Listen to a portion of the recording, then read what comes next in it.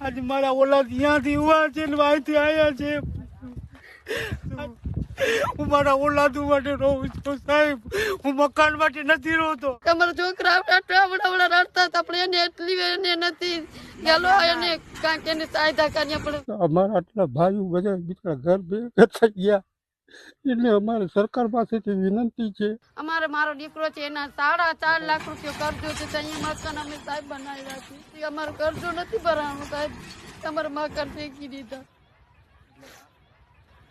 મારો બાપ મને કહેતો હતો કે સરકાર માય બાપ હોય છે. બારે સુઈ જાઉં સાહેબ ને મારા ઓલાદને હું અંદર સુવરાવું છું.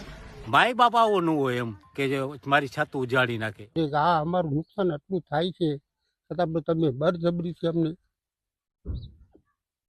ખવડાવો પીરાવો.